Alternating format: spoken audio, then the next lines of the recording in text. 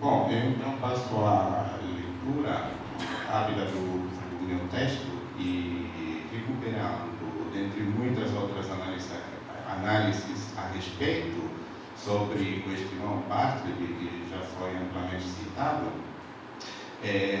segundo as palavras de Frank Corella, dever-se a falar já fazia. Eu aqui cito um trechinho do Corella. O lugar habitado por Bartleby, aquele de uma inerte afasia da ausência de palavras. Nesse sentido, Bartleby fica além do desejo de testemunhar através do conto. Bartleby não tem palavras para testemunhar, nem gagueja mais como o Billy Butler. Bartleby poderia falar, mas perdeu a confiança nas palavras. Não acredita mais que as palavras possam chegar a alguém.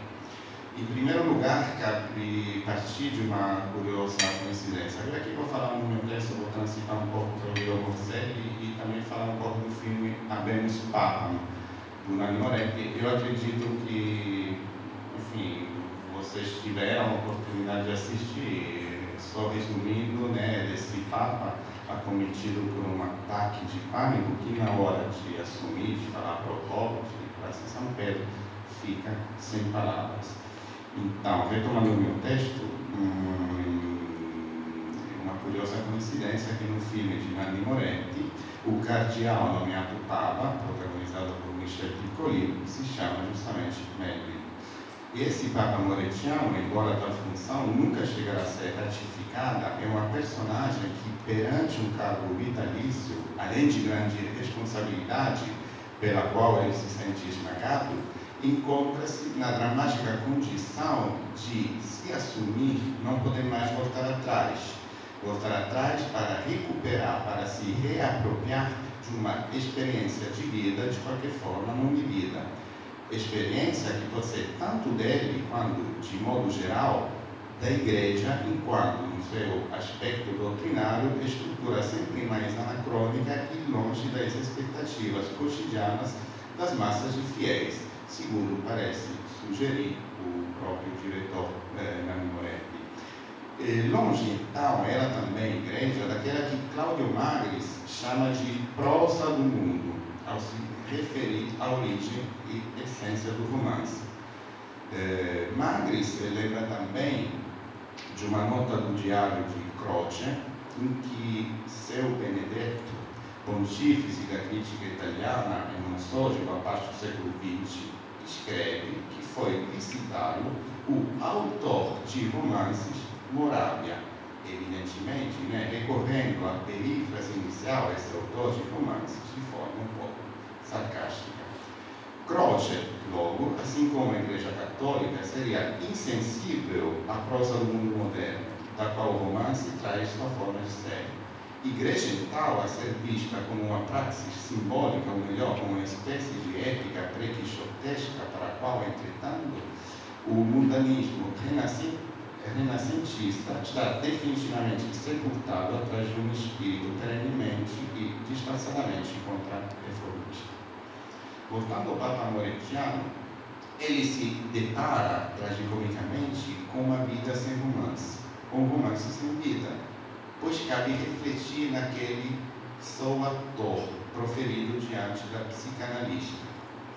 Mas é preciso perguntar-se, ator como desejo irrealizado ou antes ator desde sempre na encenação religiosa, ou a máscara caindo quando ele está prestes a se apresentar aos fiéis das janelas de Praça São Pietro, naquela que possivelmente é a maior encenação do culto católico. Aliás, o teatro não se origina de formas de culto religioso, tratar-se-ia, em suma, de um jogo especular da vida que está na arte e da encenação que, pirandelhanamente, subjaz a toda a vida social. Na Gaivota de Chekhov, referência, essa assim explícita do filme, há um desfecho trágico daquela tensão vida-arte que dali a pouco seria assunto privilegiado e destino fatal de muitos expoentes das vanguardas históricas do início do século, da própria vida como uma espécie de performance. A partir desses aspectos, nada mais certo que recorrer a um ator como Michel Piccoli. Aqui procurei um pouco, fazer um jogo até de intertextualidade, de interseções.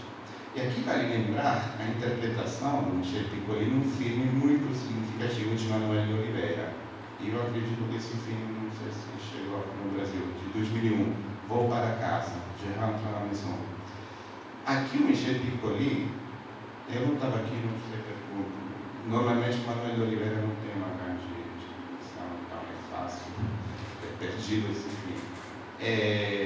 Michel Valence, o protagonista desse filme, é um ator de teatro muito conhecido, que uma noite, depois de um espetáculo, de qualquer forma, uma tragédia irromper na vida dele. Seu agente lhe dá a notícia que sua mulher, sua filha, seu genro faleceram num acidente de carro. Então, só lhe resta cuidar do neto. O tempo vai passando, aos poucos ele retoma a normalidade um pouco da vida, sem, porém, conseguir compartilhar o entusiasmo do seu agente, que gostaria que ele voltasse à cena protagonizando minisséries televisivas que tratam de temas como sexo, droga, violência, porque esse ator repugna de aceitar, com o pretexto de ganhar muito dinheiro, uma carreira totalmente diferente daquela que já teve. Só atende com entusiasmo ao convite de um diretor americano para interpretar uma pequena parte de uma adaptação do Ulisses de Joyce. Mas no primeiro ensaio, na hora das filmagens, da reportagem, tem algumas hesitações, algumas falhas de memória. Mas isso não é muito grave, retomarão no dia seguinte. Sendo que no dia seguinte, em plena rodagem, o velho ator sente o mundo escapar e não consegue enfrentar a realidade. O texto foge, ele tem falhas de memória. E ele para e diz, muito calmamente, vou para casa. E daí o título do filme. A atuação, nesse caso, se faz impossível. A inocência da arte, posto que ela seja inocente, se encontra irremediavelmente violada pela sobreposição devastadora do real. Para usar uma definição de Badiou, vem a cair aquele semblante que, justamente graças à demarcação de uma distância, perfilaria e poderia potencializar na arte os contornos da realidade. Michel Piccoli, então, em Volta para Casa, é acometido por mais uma facia, uma gagueira, só que provocada, por assim dizer, pelo peso da experiência, na cena do parto. E ao contrário do que acontece em Apenas Papa. Aliás, aqui eu revelo um pequeno segredo. Esse episódio, que depois originou o filme de Volta para Casa, é um episódio real que aconteceu nas filmagens de Palavra e Utopia. O próprio Manuel de Oliveira, um ano antes, quando a equipe tinha alugado um salão em Roma, tinha um tempo, uma hora marcada, era um ator italiano, ele justamente não conseguiu, interpretar o papel. Teve falhas, ele se sangrou e ele voltou para casa e abandonou as filmagens do filme. E o gênio artístico Manuel de Oliveira interpretou esse episódio. Agora, para abordar a atmosfera grotesca que perfila o Vaticano de Nanni Moretti, é impossível não pensar nas coincidências surpreendentes. Aqui, se são voluntários ou não, mas isso não me interessa muito. As coincidências com o romance do Guido Morselli, que o amigo Fábio já citou, que é Roma senza Papa, que não foi traduzido no Brasil, Roma sem Papa. Esse romance fala de um Vaticano do final do século XX, que é uma poderosa estrutura transnacional, como sempre foi, e transdoutrinária, como nunca foi, exercitando uma ousada realpolitik Jean Pioraio. Vou dar alguns exemplos. A fonte principal de recursos nesse Vaticano grotesco, surreal, segundo uma substituição dinâmica dos aparatos burocráticos romanos, passa a ser o turismo. Turismo que também é o único e suficiente recurso da Itália, dessa Itália pós-moderna que aparece no fundo. um país desvanecido e narcotizado, onde o único motor é representado pelo futebol, cuja desprofissionalização na primeira metade da década de 70, ficção romanesca, teria provocado uma revolução se o governo não tivesse retirado o decreto e reintegrado os jogadores nos plenos direitos. O clima de total abertura desse improvável Vaticano, com vista a incorporar e neutralizar todas as diásporas e discordâncias doutrinárias e políticas, propicia também a proliferação de teorias de todo tipo, que outrora seriam consideradas heréticas. Nascem por obra de ecléticos religiosos desse microcosmo romanesco e um pastiche, às vezes, cabeleciano, algumas iniciativas surreais, como o IPAC, Instituto para a Promoção da Psicanálise Católica, que trata de converter o anticristo, batizar Freud e aproveitar a ideologia do século. Estou citando palavras do livro. Como você evidentemente entenderam, esse momento em que as coincidências entre o romance do Morselli e o fim de Moretti se fazem mais evidentes, tanto que no fim o secretário pontifício, que chama um psicanalista para tratar da crise desse Papa, declara, che você está in italiano, mas un trecino, crediamo nell'anima più che nell'inconscio. E ainda, continuando, il concetto di anima e quello di inconscio non possono assolutamente coesistere. Ma isso non impede che la Igreja giustamente chama o melhor psicanalista para resolver a crise do Papa designado. Se o Papa de Moretti se faz de flaner para as ruas de Roma, em Morselli, e daqui também a explicação do título do livro, João 24, que é um Papa irlandês, se encontra voluntariamente exilado da sede canônica. Agora ele tem residência em Zagarolo, que Zagarolo seria uma espécie de panigênese de toda a tradição milenária do Vaticano, por ser um lugar provinciano, caipira, acho que dá para falar caipira para mim, e justamente o Fábio lembrou que os romanos chamam de Purini, uma espécie de tradução de caipira, da região de Roma. E segundo a Vox Populi, esse Papa que não viaja, tem discursos públicos, seria tímido, de fraca oratória, agoráfobo, mas colecionador de cobras, repetitivos, jogador de tênis, de vida simples, bebedor, fumador moderado e noivo de uma indiana teósofa, missionária de budismo zen e influente delegada da ONU. Esse é o Vaticano que é construído pelo Guido Morselli. Se o Papa Moretiano é de qualquer forma tomada ao vivo de uma crise que deflagra, o Papa Morselliano é que se aproxima ao Barthes descrito por Franco Rella. Só que ele não é recluso, não é alienado, mas cultiva um inquieto desse encanto.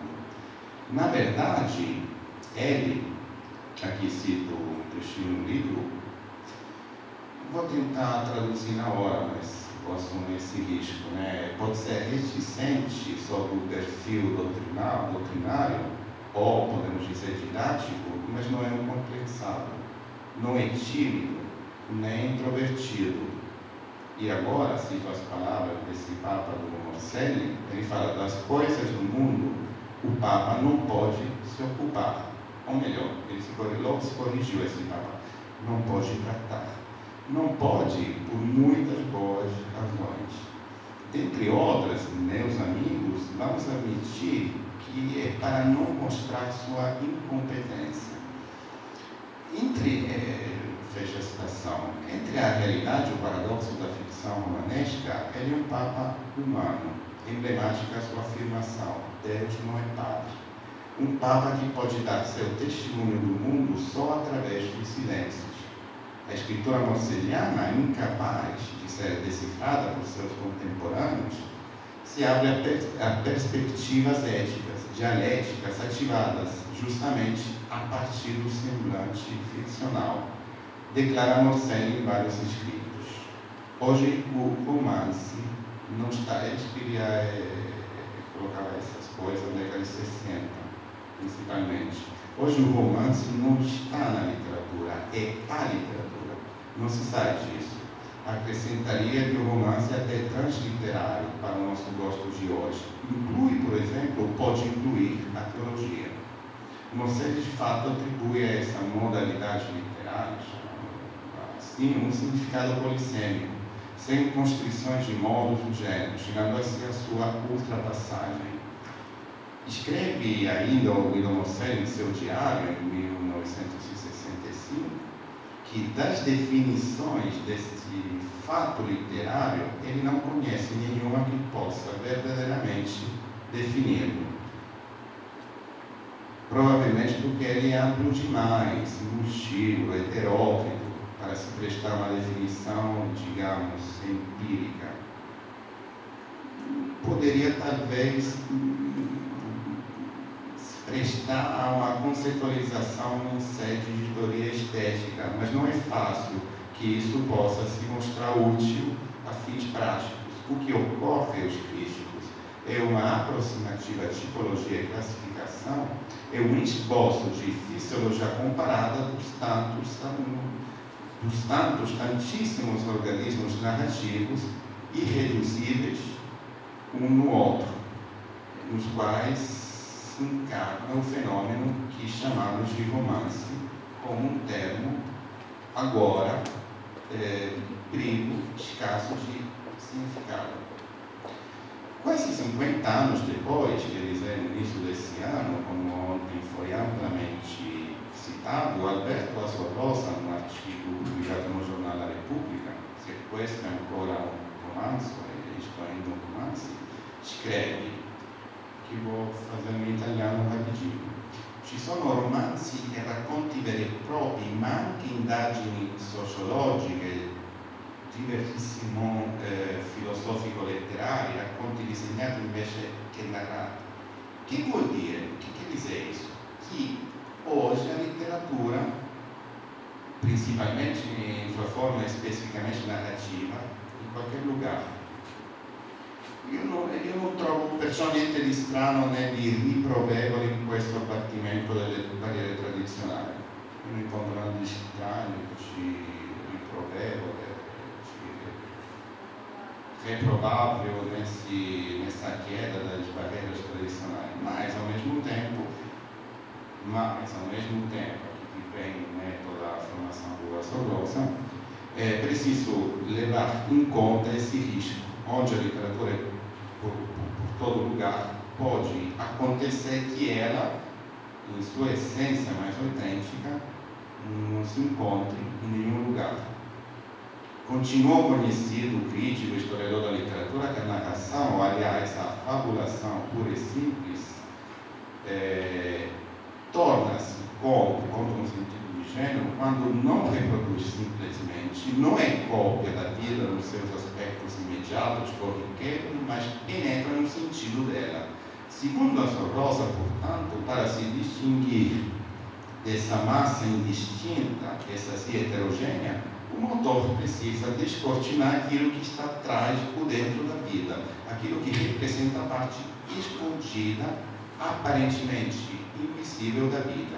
Isso seria um bom conto, reproduzir o verdadeiro sentido da vida. Ora, o objeto, né, dessa análise, estou tentando esboçar aqui, são as lacunas, os silêncios, as afasias, a revelarem um vácuo, a detonarem em princípio qualquer suposto sentido, a falarem ainda do paradoxo de uma experiência que, quando existe, se faz incomunicável, e quando não existe, se faz desejável. E sob a condição de uma narração híbrida, aberta a formas de discurso diversas e consciente de um mimetismo improvável e irreproduzível, que essas impossibilidades podem vir à tona. Voltando por um instante ao filme, indiretamente, se pensarmos no conceito de literatura, de narratividade, de maneira de dar testemunha do mundo ao romance, se faz interessante refletir sobre as formas utilizadas por Nanni Moretti. Cito um trecho de uma entrevista publicada no Globo. O entrevistador pergunta: o senhor fala de surpresa, inovação narrativas, mas em Cannes Habemus Papam foi cobrado por ter uma narrativa clássica, convencional. Como encara essa cobrança? Responde Moretti, eu não vejo esse timbre clássico, uma vez que eu trafego dentro e fora do realismo, indo para além da direção que a plateia espera. Eu não classificaria isso como clássico, mesmo tendo começo, meio e fim definidos. Quando sou espectador, gosto da surpresa e tento reproduzir isso quando filmo. Fecha a citação. Então, está na hora, agora me encaminhando para a conclusão, de tentar levantar brevemente algumas hipóteses. Aquele começo, meio e fim, que remete a uma concepção moderna e cristã do tempo, que se apropriou das experiências narrativas mais convencionais, no próprio filho de Moretti, encontra significativos momentos de ruptura. É possível pensar aqui, por exemplo, na alegoria do torneio de vôlei, organizado pelo psicanalista, com a participação de todos os cardeais reunidos em conclave. Se a cerimônia da investidura papal, posta no início, reafirma a continuidade do rito, daquele vínculo da igreja com o calendário e com o tempo, em outras palavras, o controle daquele tempo linear, tempo cristão, retilíneo e irreversível, segundo as palavras, evidentemente, do Giorgio Agamben, o jogo pode subverter essa lógica. Um aspecto lúdico que sempre, segundo Agamben, pode alterar e destruir o calendário.